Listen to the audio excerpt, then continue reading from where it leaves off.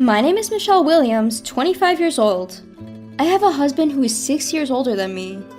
We've been married for 2 years now, and in both good and bad ways, our relationship hasn't changed. Even now, my husband often tells me, "I love you."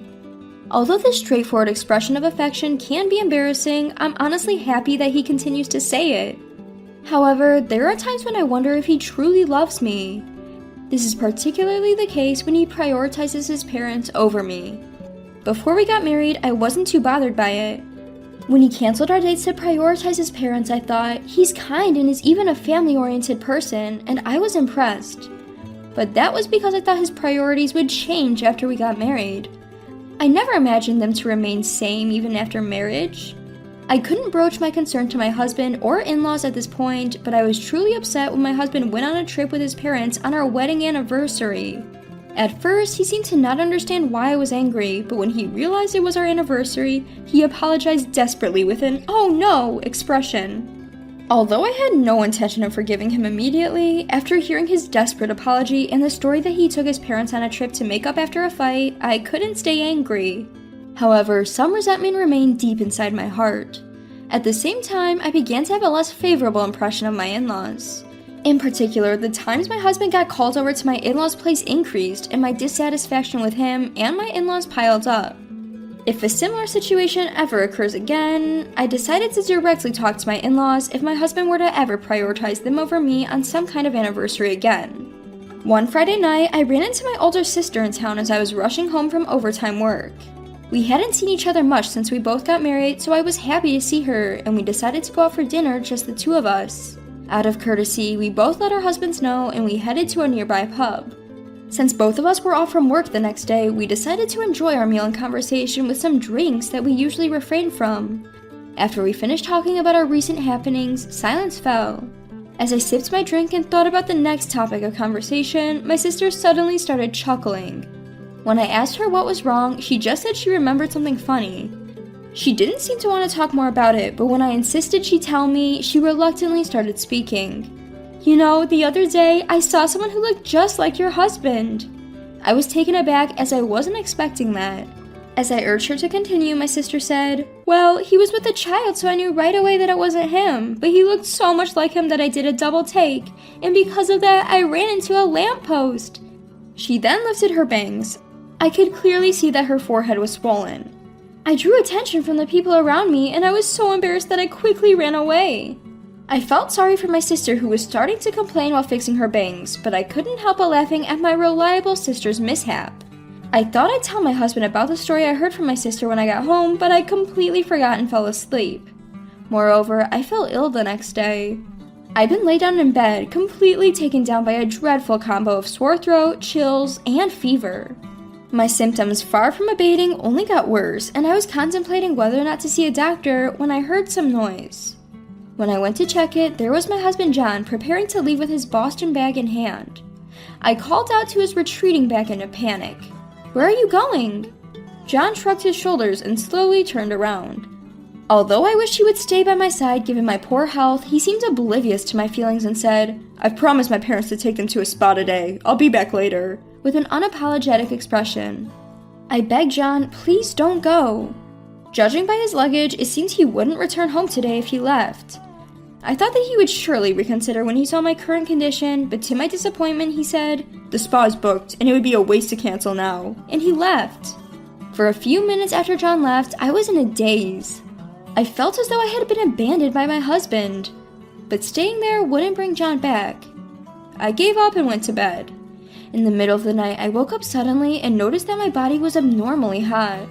The fever, far from dropping, seemed to have rose even higher.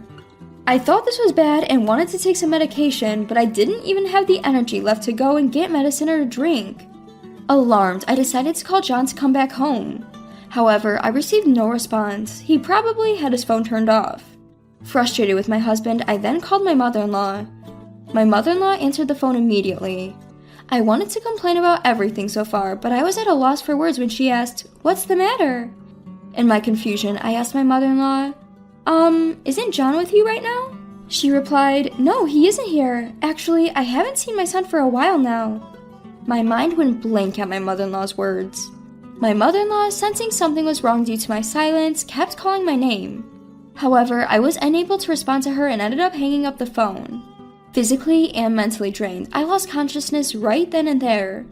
I don't know how much time had passed. The first thing I saw when I opened my eyes was not John's face, but my mother-in-law's face peering into mine. "Is that you, mother-in-law?" "I'm sorry, but I let myself in with a spare key." I shook my head at my mother-in-law's words. "No, on the contrary, thank you." I could tell from her casual attire and lack of makeup that my mother-in-law had rushed over in a hurry. Although it was different from my usual impression of her, I felt glad.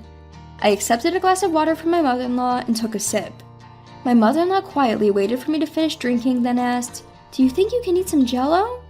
I nodded in response to my mother-in-law's words, ate the Jell-O she handed me, and then swallowed some of the over-the-counter medication she had brought. As the medicine took effect and I began to feel a little better, tears started rolling down my cheeks. My sudden crying must have surprised my mother-in-law, but she waited patiently until I had finished. After a while, my tears stopped and I began to feel embarrassed for having cried in front of my mother-in-law. I felt guilty for burdening her and bowed my head in apology, saying, "I'm sorry for the trouble." When I apologized, my mother-in-law responded, "It's all right, but where is my son when you're suffering like this?" She remarked about my husband, who was not present. I couldn't say anything and just looked down. However, my mother-in-law remained silent, patiently waiting for me to speak. Overwhelmed by the silence, I decided to tell her everything that's been going on. By the time I finished talking, my mother-in-law's face had turned into a stern one. And then, in a voice so low it was almost inaudible, as she said, "I never made such a promise and I never heard of it." She even called my father-in-law on the spot to confirm. My father-in-law also confirmed that he hadn't had such a conversation with my husband. So where and with whom was my husband right now? Suddenly, I recalled a joke my sister had once told. Could it be that story? No, but surely. Unconsciously, my words slipped out and my mother-in-law did not miss them. She asked, "Do you know something?" Caught off guard, I stammered, "No, But my mother-in-law was clear. "I won't tolerate wrong actions from my son just because he's my son. It might be hard for you, but please tell me."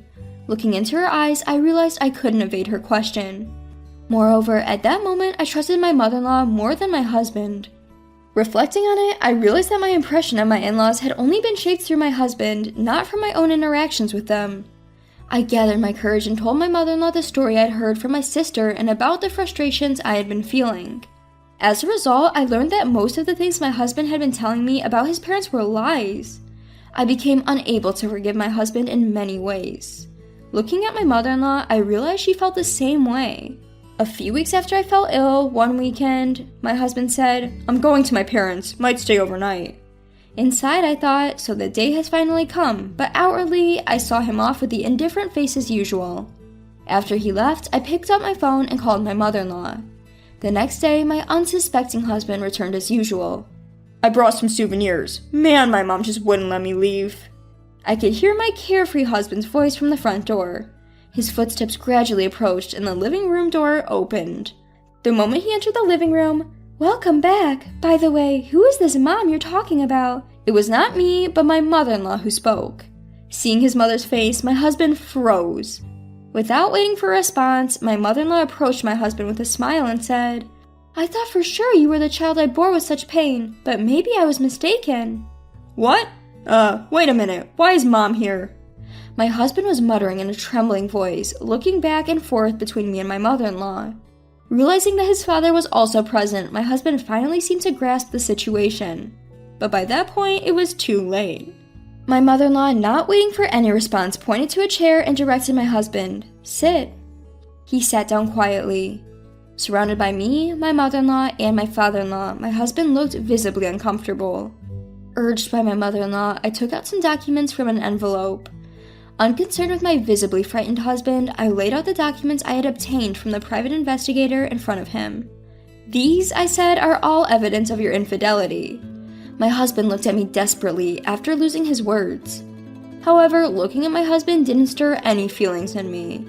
Without revealing any of my inner relief, I told him, "Your mistress should be receiving a certified letter detailing everything soon." Upon hearing that, my husband stood up and yelled in panic, "Please don't do that. She is a child."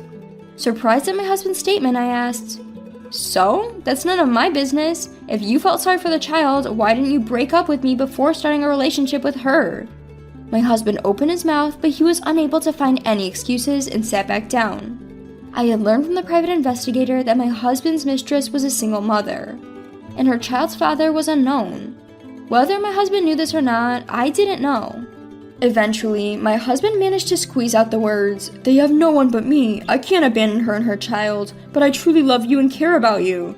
His words were incomprehensible, yet he spoke with a serious look.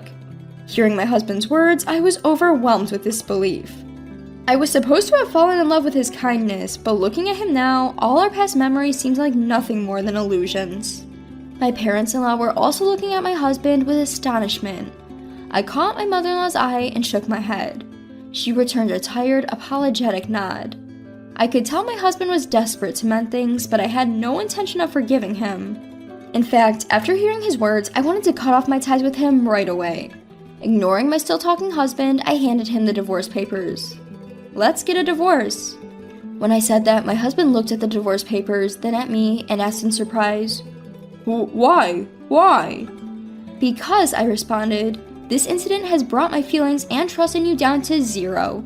Let me be clear, it is impossible for me to continue our marriage. We will decide on the details through our lawyers." I firmly told my husband, but he shook his head and said, "No, I can't." I was filled with disbelief and anger at my husband's attitude. My mother-in-law seemed to feel the same, and she called my husband's name in a suppressed tone. Looking at my mother-in-law, she was looking at my husband with contempt and said, "You have no right to refuse. This is your doing. We are in favor of the divorce. In fact, it was me who recommended Michelle get a divorce. You have really done something terrible. Reflect on your actions and work hard to pay alimony." After being yelled at by his mother, my husband signed the divorce papers while sobbing. After our divorce, it seems my ex-husband John spent some time crying his heart out at his parents' home. However, after a few weeks, he appeared to settle down, and then he apparently told his parents he was going to remarry, this time with the woman he had an affair with. His parents were livid when they heard this. Especially his father, who was so angry that he told John he would disown him if he married the woman he had an affair with, and effectively kicked him out of the house.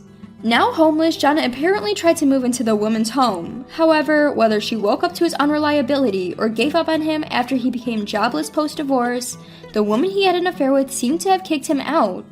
You might wonder how I know all these details. It's because John himself reported it to me. Starting with messages making himself out to be the victim of a tragedy, he eventually sent me a cryptic message saying, "She didn't need me, I was duped, I only have you now." I didn't reply to that message, but instead forwarded it to my lawyer and changed my phone number. Sometime later, I received an apology letter from John's mother via my lawyer. The letter began with an apology and stated that to avoid causing any more trouble, they had decided to make John work under supervision at a company run by relatives. Since then, my days have been peaceful. Right now, I'm living at my parents' home, but I'm planning to start living alone soon. My parents told me that I can stay as long as I need to, but I want to move out as soon as possible so as not to cause them any more worry. My sister Sarah tends to come home frequently when I'm around, worrying about me. In the time following my divorce, there were days when I felt mentally unstable, but I have since regained stability thanks to my family. I believe that in the not-so-distant future, I will be able to move out and start on a new path.